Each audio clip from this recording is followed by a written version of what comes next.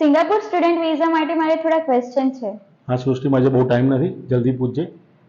સૌથી પહેલા દરેક સ્ટુડન્ટનું ઈસ્ટ વેસ્ટ માઇગ્રેશનમાં સ્વાગત છે. યસ, બોલ, શું હતું તારો પ્રશ્ન? સર, સિંગાપુર સ્ટુડન્ટ વિઝામાં રિક્વાયરમેન્ટ શું હોય છે?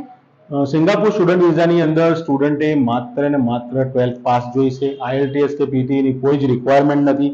ફંડ બતાવવાની પણ કોઈ ઝંઝટ નથી અને વિઝા માત્ર 15 થી 20 દિવસમાં આવી જાય છે. ઓહો, નાઇસ.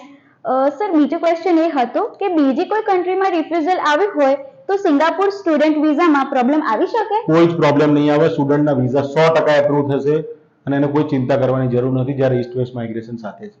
અચ્છા, ઓકે. નેક્સ્ટ ક્વેશ્ચન એ છે કે કોર્સની ફી કેટલી રહેશે? કોર્સની ટોટલ ફીસ 4 લાખ રૂપિયા ફીસ છે. 1 વર્ષનો કોર્સ છે. એની અંદર સ્ટુડન્ટે 6 મહિના ભણવાનું છે અને 6 મહિના જોબ કરશે. અચ્છા, ઓકે. સર, આમાં સ્ટુડન્ટને કેટલો ખર્ચ થશે અને ક્યારે આપવાનો રહેશે? સ્ટુડન્ટની ટોટલ ખર્ચો 4 લાખ રૂપિયા છે અને આ ખર્ચો એને વિઝા આવ્યા પછી જ આપવાનો છે. ઓકે.